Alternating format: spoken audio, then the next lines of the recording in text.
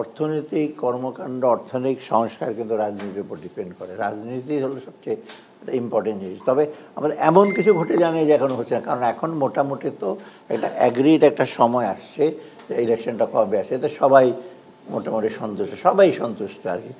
এখন সেটা রাজনৈতিক অনিশ্চয়তা। তবে ওরা চিন্তা করছে যে বাইরে থেকে ওরা ভাবে যে ফেব্রুয়ারি হবে কি না হবে, তো আমরা তো বলছি হবে।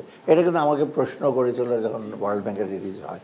অর্থাৎ আপনি দেখবেন রিসেন্টলি কিন্তু IMF বলেছে, কিন্তু রিসেন্টলি ওয়ার্ল্ড ব্যাংক অ্যাপ্রুভ করেছে, ADB অ্যাপ্রুভ করেছে, গতকাল পরশু চায়নাতে যে AIB ছিল ওরাও বিরাট একটা অঙ্ক অ্যাপ্রুভ করেছে, তারপর AFD।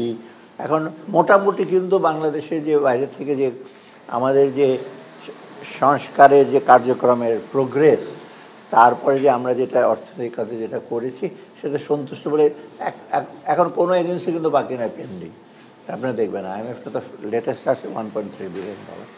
আর ওরা ওভারঅল বলছে যে দেশের রাজনৈতিক অবস্থা, দেশের গভর্নেন্সও আছে, ল অ্যান্ড অর্ডার সিচুয়েশন আছে, ব্যবসার সেগুলো তা আমরা ওগুলো অ্যাড্রেস করবো। আমি দেখে ওরা আরও ডিটেল বলছে ব্যবসাদের কনফিডেন্স কীভাবে আনা যায় আরও বেশি।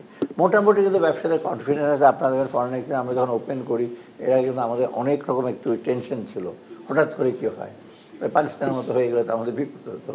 এটা হয় নাই মোটামুটি, কিন্তু অ্যাটলিস্ট এই ক্রেডিটগুলো দেবেন ইন্টারিম গভর্নমেন্টকে।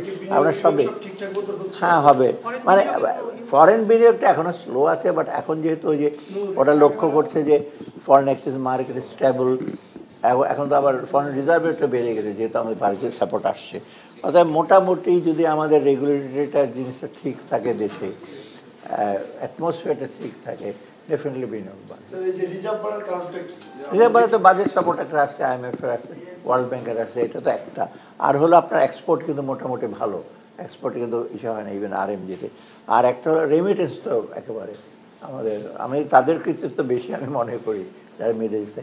ওদের একটা জিনিস, আমি তো দু এক জায়গায় গেলাম, আমার সাথে দেখা হয়েছে অনেক জায়গায়, ওরা কিন্তু এই গভর্নমেন্টের উপর যারা আমাদের সাধারণ নাগরিকরা, আমি ইসলামিক ডেভেলপমেন্ট ব্যাংকের মিটিং গেলাম মক্কায় মদিনায়, ওরা তো বলে যে স্যার আপনারা থাকতে জন্য আমরা টাকা পাঠাচ্ছি, কিন্তু আগের যখন থাকতো টাকাগুলো কোথায় যেত ওরা নিজে জানতো। তো ওই কনফিডেন্স আসছে, আশা করি আমরা পরবর্তী গভর্নমেন্ট যারা আসে সেটা কন্টিনিউ